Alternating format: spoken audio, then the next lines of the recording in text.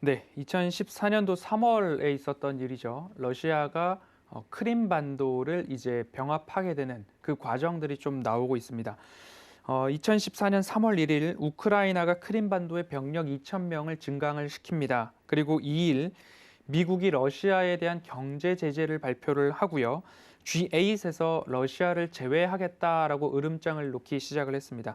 3월 5일과 6일 미국의 전투기, 공중급유기, 항공모함을 흑해에 진입시키는 등 러시아와 우크라이나 사이의 긴장에 우리가 여기에 버티고 있다라는 군사적 압박을 가합니다. 하지만 그 3월 5일과 6일에는 지금과 마찬가지로 우크라이나 서쪽, 결국엔 우크라이나까지 진입하지는 못했지만 폴란드 등지에 미국의 군사력을 증강시켰던 것처럼 2014년 3월 5일과 6일에도 미국과 유럽, 나토 군들은 군사력을 증강시키고 긴장을 고조시키고 힘의 논리로 서로 평화를 유지하기 위한 작전들을 펼쳤지만 그곳에서 군사적 액션은 없었다라는 이야기가 이제 역사로 남아 있습니다. 그리고 3월 6일 크림반도 주민들을 대상으로 러시아로 병합될 것인가 독립할 것인가 두 가지 선택지를 놓고서 주민 투표를 하게 됩니다. 우리는 우크라이나에 남아 있겠다라는 것은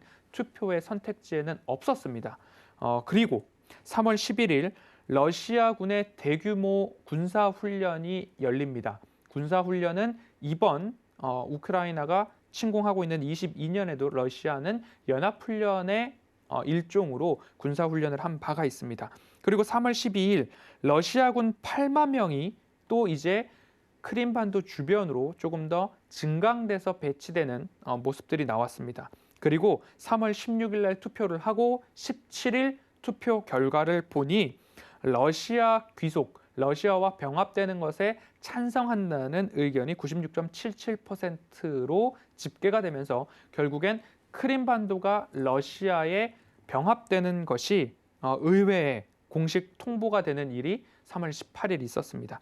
그리고 3월 20일 결국 증강했던 우크라이나 군 병력에 대한 완전한 철수가 3월 20일 크림반도 지역에서 있었습니다. 그러면 3월 1일부터 속전속결로 3월 20일 우크라이나 병력의 크림반도에서의 철수 타임테이블이 약 20일 어간에 이루어졌고요. 이후 크림반도를 러시아가 병합함에 따라서 EU와 미국이 러시아에 대한 경제 제재를 가하기 시작합니다. 그리고 EU와 미국은 우크라이나에 대한 경제 지원도 합의를 하게 됩니다. 여기에 맞서서 러시아는 천연가스 가격을 인상시키고요. 그리고 미국, 유럽을 향한 천연가스는 약 10% 인상을 하고 우크라이나에 대해서는 50% 이상, 약 80%까지도 가격 인상을 하고 여태까지 지급하지 않은 가스 체납금이라고 표현을 할까요? 그 부분 EU에서 책임지고 해결을 해라라고 으름장을 놓기 시작을 했습니다. 이렇게 서로 무언가 병합에 대한 디데이가 있는데 지금은 그 우크라이나를 침공한 러시아의 디데이가 바로 오늘이 아니었나라는 생각이 듭니다. 그때 당시에 나스닥 지수를 한번 보면서 말씀을 드려야 될 것 같습니다. 나스닥 지수를 2014년으로 가져가 보겠습니다. 2014년 3월부터 과연 지수의 움직임이 어땠는가라고 본다면 지금 이 직전 고점의 구간이 약 3월 7일, 6일 어간의 고점이 나옵니다. 그러면 이 고점에서부터 어떤 흐름이 나왔는가? 제가 말씀드렸죠. 3월 1일 우크라이나가 크림반도의 병력 2,000명을 증강을 시키고 그때부터 긴장이 고조되기 시작했습니다. 그리고 3월 16일 투표를 하고 3월 17일 결국 러시아로의 병합이 주민투표로 확정이 되었습니다. 그리고 나서는 가스 가격이나 서로 경제 제재에 대한 부분들이 오고 가면서 4월 15일 단기 저점을 형성을 하게 됩니다. 이 단기 저점에 대해서는 직전 저점과도 맞닿아 있는 모습들이 나오고요. 그 이후에 이 직전 저점을 훼손하지 않는 흐름들이 나오고 있습니다. 그러면 가장 빠르게는 3월 1일 그리고 군사력 대결이 나왔을 때 나스닥 지수의 고점이 3월 6일, 7일 정도였고 저점은 약 한 달하고 보름 정도가 소요가 되는 4월 15일경에 저점이 나왔고 그 하락의 폭은 나스닥 기준으로 약 10% 정도 수준이었다라고 역사적으로 좀 볼 수 있을 것 같습니다. 15년도 이 14년 15년도의 하락폭이 22년도 지금의 하락폭보다 적었습니다. 지금은 나스닥이 일부 그리고 특히 전쟁을 하고 있지 않은 우리나라 코스피 코스닥 지수가 더 많은 조정을 받고 있다라는 모습들을 좀 볼 수 있을 것 같은데요. 이러한 모습들을 보았을 때 그러면 22년도 지금 러시아가 우크라이나를 침공하고 있는 현재 우리는 크림반도 타임테이블에 놓고 본다면 언제쯤일까라고 한번 생각을 해보게 됩니다. 다시 그 타임테이블로 돌아가 보면요. 3월 1일 우크라이나가 병력을 증강했고 3월 16일, 17일 투표 결과가 나왔던 날을 이 우크라이나 크림반도가 러시아로 병합되는 디데이라고 본다라고 한다면 오늘이 그 러시아가 우크라이나로 침공을 결정한 그리고 개시한 디데이가 되지 않을까 생각이 듭니다. 그러면 크림반도 병합대와 오늘 이 돈바스 지역에 대한 침공을 시작한 디데이를 같은 타임라인에 세워놓고 비교해 볼 수 있지 않을까 생각이 듭니다. 그러면 3월 16일부터 나스닥 저점이 나왔던 4월 15일까지는 아무리 길어야 한 달이라는 시간이 나옵니다. 그러면 각 디데이를 기준으로 저점이 완성되고 반등다운 반등이 나올 때까지 한 달, 빠르면 15일, 길면 한 달 정도의 시간이 나오지 않을까라고 이 크림반도 병합대의 타임테이블을 대입해 보면 그러한 전망, 1차적인 작은 결론에 다다르게 됩니다. 제가 이 크림반도 이야기를 드렸던 모습들 결국엔 먼 훗날 이런 이야기들이 뒤에서도 나오고 있죠. 크림반도 병합은 정말 미국에서도 모르고 있었던 러시아가 참 주민들의 무언가 작업을 해서 이렇게 속전속결로 이루어졌던 작전 같은 그러한 모습이 아니었나라는 이야기가 나올 정도로 속전속결이었습니다. 지금도 마찬가지로 서로 군사적인 대치를 하고 한다 하다가 결국엔 마찬가지로 올림픽이 끝나자마자 동일하게 이러한 일들이 군사적 작전이 좀 나왔습니다. 의견을 일부 종합을 하고 넘어가 보도록 하겠습니다. 온고지신이라는 이야기처럼 우리가 단순하게 한 달 정도만 참으면 반등이 나올 것입니다 라고 희망 회로를 돌리자라는 이야기가 전혀 아닙니다. 크림반도를 병합할 때 나스닥 지수가 조정을 받았고 지금 돈바스 지역에 대한 군사적 진출을 하고 있는 와중에 분명 국내외 글로벌 모든 정세가 조정을 받을 것이고 현재도 받고 있습니다. 그러면 언제까지 조정을 받을 것인가에 대한 무언가 가이드를 역사적 사실과 데이터를 통해서 좀 보자라는 이야기죠. 3월 15일부터 4월 15일까지 진 바닥을 확인했던 크림반도 병합대의 타임테이블을 본다면 지금부터 약 빠르면 15일, 길어야 한 달 정도 진 바닥을 우리는 확인하고 반등의 의미를 찾을 수 있는 지점을 유심 있게 어딘가에 메모를 해놓고 투자자로서 내 계좌를 지키기 위한 노력을 해야 한다라는 말씀을 드리고 싶고요. 국내 증시로 되돌아와 보도록 하겠습니다. 국내 증시는 2014년에 특이한 일이 없었습니다. 2014년에 그냥 3월 달 차분한 흐름들이 좀 나왔습니다. 오히려 코스닥 지수는 상승 후에 일부 기간 조정이 나왔다라고 보실 수 있고요. 코스피 지수 같은 경우에도 조정이 나오기는 했지만 이것이 전쟁 리스크, 지정학적 리스크를 반영한 움직임이다라고 보기에는 그렇게 하락폭이 크지는 않았다. 결국엔 나스닥도 그렇고 코스피 코스닥도 그렇고 그 하락 이후에는 추세 하단에서 우상향 추세를 다시 그려나갔던 모습들이 나옵니다. 이런 이야기에 대해서 1차, 2차 종합적인 결론을 내려놓고 적어도 한 달, 빠르면 15일 정도에는 바닥이 완성될 수 있다라는 이야기를 하면 악재에는 민감한 시장이 지금까지 있었고 결국은 회색 코뿔소가 날을 이제 막 지나가기 시작합니다. 그러면 이벤트 해소, 리스크 해소에 대한 관심으로 시장을 보는 쪽이 더 많아질 것입니다. 그러면 하락은 리스크 회피를 하기 위해서 조금 더 빠른 하락이 나오고 반등과 상승에 있어서는 빠르면 15일, 늦어도 한 달, 그 사이에 어간이겠지라고 생각을 하고 현금 비중을 갖고 있거나 아니면 추가적인 매수 대기를 하고 있는 포지션을 바꾸기 위한 움직임들은 조금 더 시장에 빠르게 나올 수도 있다라는 가능성 한 가지도 변수로서 장착을 해놓고 앞으로의 시장을 좀 보시는 게 좋겠다라는 말씀을 꼭 드리고 싶습니다.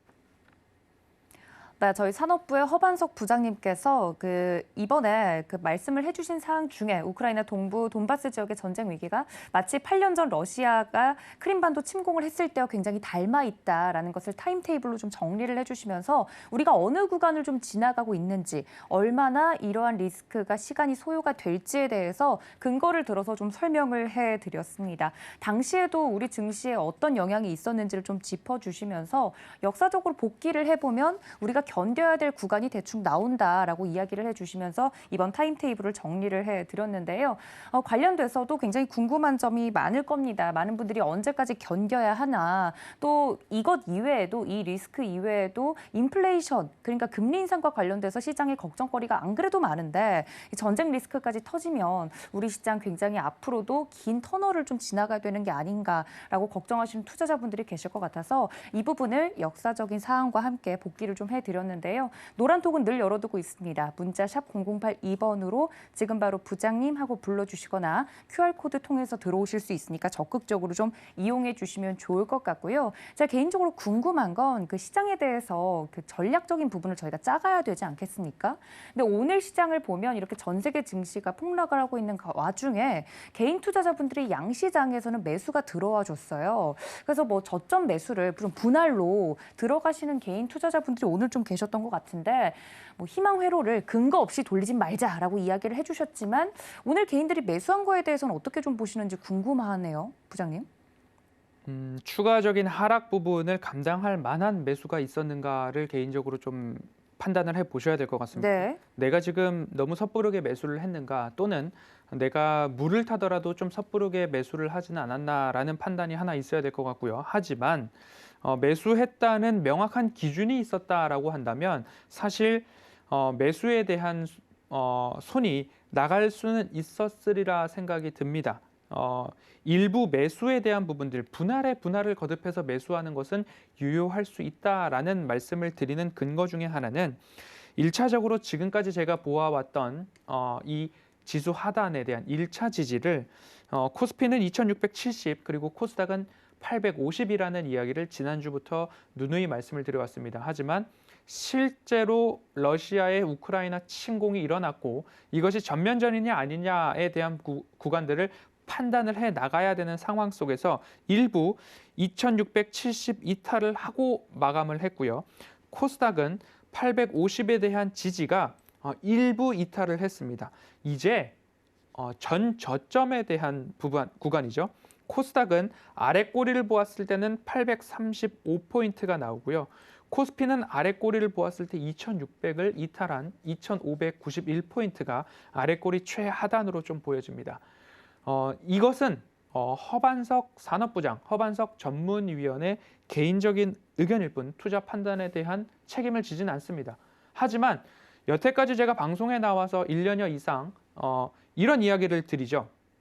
고개가 끄덕여지신다면 저와 같은 포지션으로 투자를 한번 해보십시오. 저는 이렇게 시장을 보고 있고 저는 이렇게 시장을 대응하고 있고 저는 이렇게 포트폴리오를 꾸려감에 있어서 21년도, 20년도 계좌를 불려나갈 수 있었습니다.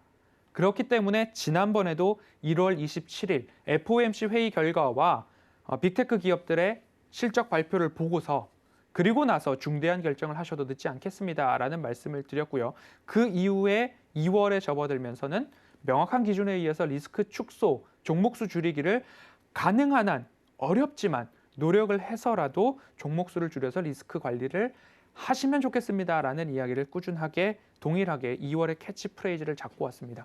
저도 이 시장에서 참 겪어보지 못한 일들을 많이 겪고 있습니다. 뭐 전쟁에 대한 리스크도 마찬가지고요. 그리고 코스닥이 이처럼 우리나라가 전쟁이 난 것도 아닌데 5개월 연속 그리고 6주, 7주 연속 하락을 보이고 있는 모습들을 참 증시에서 보기에 드문 현상이다. 이 정도의 하락이면 금융위기 때 그와 비견할 만한 일들이 일어나고 있다라는 경험들을 하게 됩니다. 그렇기 때문에 현 구간에서 저의 개인적인 판단은 코스피는 2600, 코스닥은 840포인트 선에서 가능하면 횡보가 나오기를 개인적으로 바라고 있고 개인적으로도 그 라인을 횡보 구간으로 좀 기대를 하고 있습니다. 현 구간이 굉장히 어렵다라고 말씀을 드리는 이유 중에 하나는 주식을 투자하고 그리고 시장에 참여하고 투자자로서 여러 가지 데이터들을 해석하고 특히 저 같은 경우에는 여러 데이터를 종합하고 허반석이라는 필터를 거쳐서 시청자분들께 전망, 의견, 예측, 어떻게 본다면 애널리스트의 관점과 펀드 매니저의 관점을 잘 버무려서 전달을 해야 하는 일을 하고 있습니다. 이 일이 굉장히 애로사항이 바로 지금과 같은 상황이 아닐까 싶습니다. 왜냐하면 금리나 실적이나 PBR이나 PER이나 여러 가지 데이터를 기반으로 종합적인 판단을 하는 것은 합리적인 근거에 이어서 이러한 결론에 도달했습니다라고 말씀을 드릴 수 있죠. 하지만 군사 전문가가 아니고 국제 정치, 국제 정세에 대한 전문 분야가 아니기 때문에 더군다나 합리적 견제 시스템에 대한 것들이 덜 작용하게 되는 장기 집권 체제에 있는 국가들이 무언가 액션을 취할 때, 행동을 할 때에 이것을 어떻게 이야기를 드릴 수 있을까? 결국 견제에 대한 시스템이 잘 작동하지 않는 독재 국가라고 해야 될까요? 장기 집권 체제 아래에 있는 국가들은 결국 통치자의 결정이 가장 큰 결정 요인이 되기 때문에 어떠한 전망과 어떠한 예측을 드려도 사실 확률적인 측면에서는 동전 앞뒤 맞추기와 유사하게 수렴할 수밖에 없을 것 같습니다. 김정은 또는 김일성, 김정일, 북한의 정치 지도자라고 표현을 제가 뭔가 정치적 견해를 가지고 이런 단어를 쓴 건 아니고 준비되지 않은 워딩으로서 이렇게 북측을 표현을 했습니다. 그들의 결정에 있어서도 정치 지도자가 하나를 결정을 하면 거기에 따라서 무언가 결정이 다 좌지우지되는 모습처럼 러시아도 마찬가지로 중국도 마찬가지로 강한 권력을 갖고 있는 정치 지도자에 의해서 방향성이 결정이 되기 때문에 이 부분에 있어서는 예측 그리고 확률이 정확도가 좀 떨어진다라고 이해를 해 보시면 좋을 것 같습니다. 합리적인 판단이 어려운 시기이지만 다시 한번 온고지신이라는 말씀을 드리고 크림반도 병합 때와 지금도 굉장히 유사합니다. 서로 군사력을 증강시키고 긴장을 고조시키고 그 가운데서 빠르게 주민투표가 일어났고 러시아 병합이 결정이 됐습니다. 그 이후의 흐름도 거의 유사합니다. 미국은 우리가 여기서 군사력을 쓰게 된다면 세계대전으로 번질 수 있기 때문에 우리는 경제 제재에 대한 부분들을 먼저 고려하고 있다라는 이야기가 나왔던 것처럼 그리고 글로벌 호크 무인 정찰기를 빠르게 전장해서 회수를 시킨 것도 우리는 전쟁에 참여하는 국가가 아니다라는 시그널을 국제사회에 미리 준 게 아닌가. 그러면 이러한 것들을 본 러시아가 과연 민간인에게 피해를 끼치면서까지 너무 공격적으로 영토 확장을 해 나갈 것인가. 그랬을 때 국제사회로부터 받게 되는 비난에 대한 모든 정치적인 수를 그간 장기 집권했던 이 푸틴 대통령은 알고 있다라는 생각이 좀 들게 됩니다. 그렇기 때문에 명확한 기준에 의해서 기업의 펀더멘털이 확인이 된다라고 한다면 그리고 그 기업을 내가 포트폴리오에 지금 담고 있다라고 한다면 이제부터 중요한 것은 나의 멘탈 무장이 더 중요하다라고 일단 정리를 해보도록 하겠습니다. 네, 저희 산업부 허반석 부장님과 함께하고 있습니다. 과거를 통해서 지금을 좀 돌아보는 자세가 필요하고 무엇보다도 이러한 전쟁 리스크 속에서 내 계좌를 볼 때의 나의 마음가짐을 지금 다시 한번 정비해야 될 때가 아닌가라고 멘탈적인 부분까지 좀 이야기를 해드렸는데요. 정말 코로나19 발발 때처럼 아무도 예상하지 못했던 일들이 지금 일어나고 있어서 대응하시기가 어려우실 것 같습니다. 노란톡은 늘 열어두고 있죠. 문자 샵 0082번으로 허반석 혹은 부장님하고 불러주시거나 QR코드 통해서 입장이 가능하다는 점 알려드리도록 하겠습니다. 제가 이 전쟁 리스크가 좀 불거지면서 개인적으로 궁금했던 건 또 하나가 오늘은 한국은행이 기준금리를 동결했지 않습니까? 그러면 이런 전쟁 리스크가 계속 한 달 이상으로 저희가 예상한 것보다 더 길어질 시 금리 인상을 좀 미룰 수 있는 가능성도 혹시 역사적으로 돌아보면 있었습니까? 사실 국채 금리가 러시아가 우크라이나를 침공할 때 2년물과 10년물 모두 다 급격하게 떨어졌습니다. 5%까지도 좀 떨어지는 모습들이 나왔었는데 그 이후의 흐름이 조금 예의주시할 필요가 좀 있어 보입니다.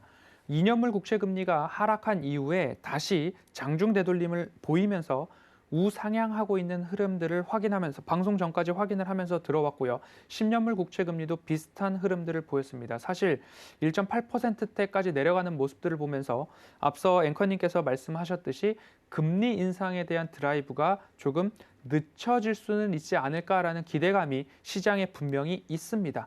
그런데 러시아와 중국, 우크라이나가 전 세계의 원자재로서 밀이 되었든 천연가스가 되었든 여러 가지 원자재에 있어서 참 곡창지대이기도 하고 유럽 같은 경우에는 러시아의 원자재 의존도가 대부분 3에서 60, 70%까지 되는 국가들이 다수 존재하고 있기 때문에 이 인플레이션에 대한 문제가 쉽게 가라앉을 것인가, 어떻게 본다면 이 인플레이션을 더 촉발시키는 원인으로 작용을 했을 경우에 연준은 어떤 스탠스를 띨 수 있을 것인가에 대한 고민이 깊어지는 모습들이 좀 나오고 있습니다. 예를 들어서 본다면 제가 이 전쟁이 진짜 났느냐 안 났느냐를 판단을 해야 될 때 환율 보셔야 되고 국제유가 보셔야 되고 외신 기사까지도 좀 더블 체킹을 하신 다음에 결정을 해도 늦지 않는다라는 말씀을 드렸습니다. 안전자산의 대표인 금을 본다면 사실 전쟁이 난다라는 이야기가 나오고 침공 소식이 나왔을 때 스파이크처럼 좀 튀어오른 다음에 일부 조금 내려와도 된다라는 생각을 갖고 있고 원래 전쟁이 났을 때 스파이크처럼 좀 튄 다음에 다시 안정세를 보이기도 했던 전쟁의 양상에 따라서 등락이 거듭되는 모습들이었는데 지금은 침공의 초기라고 해석을 하고 있는지 몰라도 금 가격도 지속 상승을 하고 있는 모습들이 보여지고 있고요.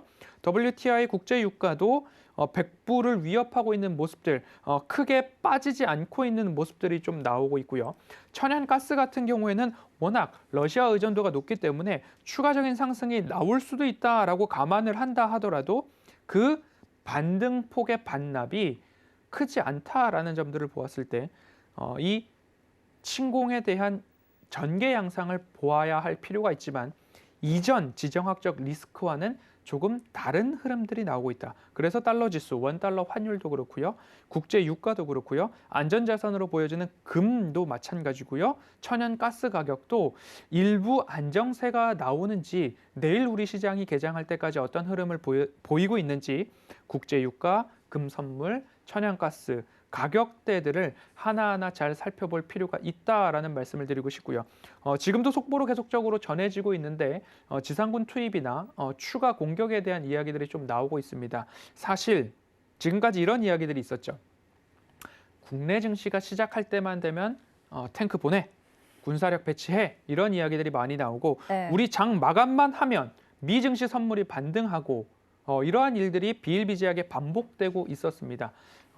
어떻게 본다면 우크라이나가 러시아를 침공할 때 오늘 밤에 침공할 수 있겠다. 시간적으로 계산해 보니까 우리 시간으로 오후 2시였습니다. 그러면 잘 보이는 낮에 장악할 곳, 고지들, 주요 요점들을 정밀 타격한 이후에는 일부 밤에는 전쟁이 소강 상태로 접어들 수도 있다라는 그러한 부분을 하나 희망의 실마리로 좀 남겨놓고 사실 우리가 전쟁이라는 이슈에 대해서 지금 제가 약 4, 50분 동안 이야기를 했지만 가장 중요한 거는 민간인들에 대한 피해가 없어야 되겠죠. 그리고 민간인뿐만 아니라 군에 주둔하고 있거나 군에 몸담고 있는 병력들에 있어서도 생명에 무언가 큰 희생을 주는 일들이 적어야 되겠다라는 모습입니다. 그래서 그런지 몰라도 나토군이나 미국과 유럽은 군사력 사용에 대해서 자제를 하고 있는 모습들이 아닌가라는 생각이 들고요.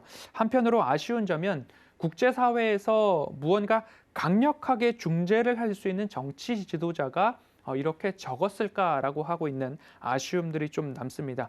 여러 부분에서 푸틴과 메르켈 독일 총리가 일전에 한번 회담을 했을 때 메르켈 총리는 어린 시절에 강아지에 물렸기 때문에 강아지에 대한 공포감이 극도로 있는 사람이었다라고 합니다. 하지만 푸틴이 그것을 알았는지 몰랐는지 모르지만 그 회담장에 대형견을 가지고 나왔는데 그곳에서도 굴하지 않고 메르켈 총리가 그 이후의 인터뷰를 보면 푸틴이 왜 강아지를 가지고 나왔는지 나는 이해한다 라는 이야기를 했던 것처럼 굉장히 강한 여성이었고 강한 정치 지도자였다라는 모습들을 보았을 때 참 그 부분에 대한 공백도 아쉬움이 있다라는 국제적인 이야기들이 나오고 있습니다. 결국 우리 장만 개장하면 참 어려운 시장이다라는 이야기들이 지속되고 있었는데요. 사실 이제는 다시 러시아와 우크라이나 지역이 일몰 이후의 구간으로 돌입을 하게 되면 더 격화되는 전쟁은 좀 줄어들지 않을까. 왜냐? 러시아군은 할 만큼 진격을 했다라는 판단들이 하나하나 좀 나오고 있고 일방적인 공격이 되고 있다라는 모습들로 해석할 여지들이 있기 때문에 국제적인 뉴스 플로우를 좀 따라가면서 얼마만큼 이 긴장이 완화되는가 좀 따라가시면 좋을 것 같고요. 앞서서도 말씀을 드렸습니다. 이 긴장의 완화가 언제쯤 나올 것인가? 빠르면 15일, 늦어도 한 달이라는 말씀을 드렸습니다. 오늘 최종적으로 결론을 내보겠습니다. 명확한 기준에 의해서 리스크 축소를 이어오셨던 분들은 다행이구나라는 생각을 하실 수 있고요. 나는 회색 코뿔소의 한쪽 발 정도는 밟힌 것 같아 라고 생각하시는 분들은 그래도 아무리 길어도 한 달이면 다시 회복할 수 있는 시간이 도래한다라는 기대감 이어갈 수도 있을 것 같습니다. 그래서 펀더멘털이 살아있는 기업들에 대해서는 조금 잘 지켜가자. 그것이 명확한 기준이다라고 말씀을 드리고 싶고요. 올해 1월부터 지금까지 전무후무한 충격을 받고 있는 글로벌 증시이고 국내 양 지수는 더 충격을 받고 있습니다. 그곳에서 정신 차리기 어려우시겠지만 이 전쟁터, 내 계좌에서 발생하고 있는 전쟁에서도 나의 멘탈 무장을 더 확고히 해 나감으로써 시청자분들께서도 이 전쟁에서 꼭 승리하는 일이 승리로 마감하는 계좌가 되시기를 마음을 담아 빌도록 하겠습니다.